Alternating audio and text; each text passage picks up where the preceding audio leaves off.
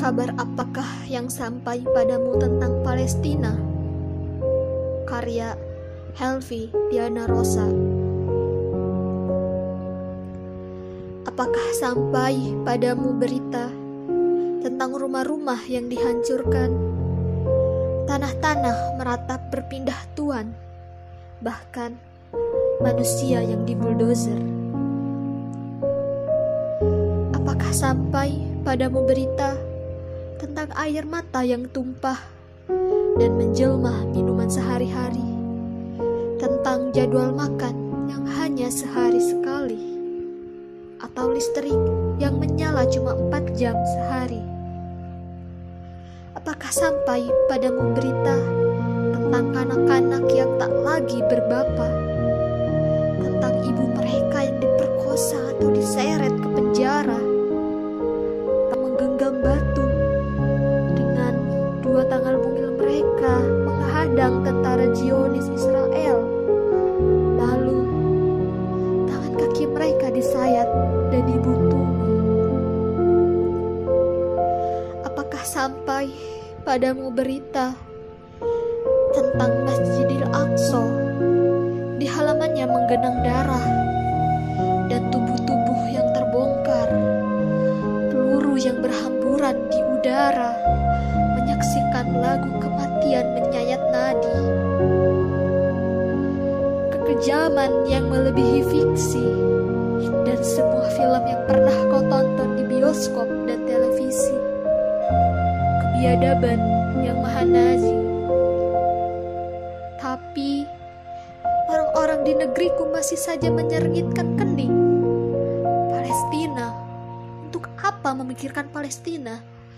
Persoalan di negeri sendiri menjulang. Mereka bersungut-sungut tak suka membantu, tak jarang terpengaruh menuduh pejuang kemerdekaan Palestina yang membela tanah air mereka sendiri sebagai teroris.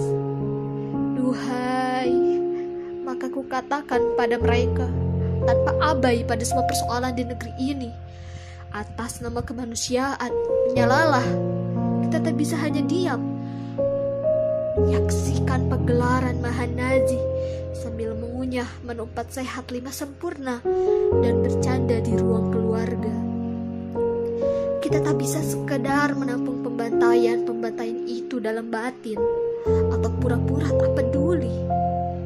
Seorang teman Turki berkata, mereka yang membatasi ruang kemanusiaan dengan batas-batas negara sesungguhnya belum mengerti makna kemanusiaan.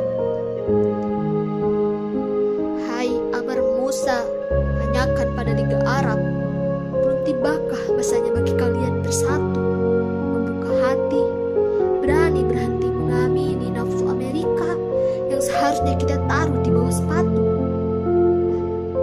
Hai Ban Ki-moon, apakah perserikatan bangsa-bangsa itu nyata?